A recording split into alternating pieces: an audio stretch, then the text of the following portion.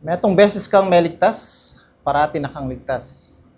Sabi kayong salita na ning Ginoo kang John 6 verse 37 to 40, all that the Father giveth me shall come to me, and him that cometh to me I will no wise cast out.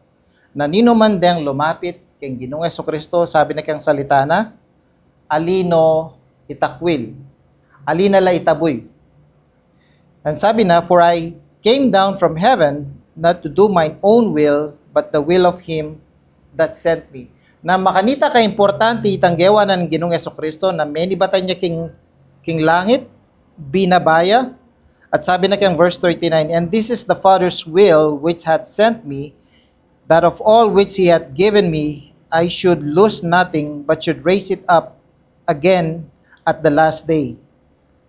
And this is the will of him that sent me, that everyone which seeth the Son and believeth on him may have everlasting life, and I will raise him up at the last day.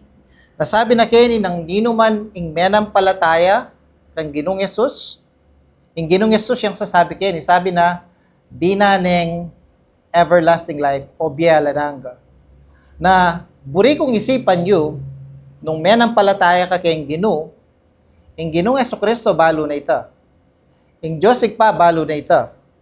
At kaya nilawen mo, ing Ginoong Jesucristo yang mangako kaya katamo, at kayong Diyosig pa, uling binyan na katamo, sabi na, I will raise him up at the last day. Na pangako ko king tatawling aldo na nimbiya mo kaya tiking yato, talakad kang pasibayo at bumye ka, uling menampalataya ka kaya.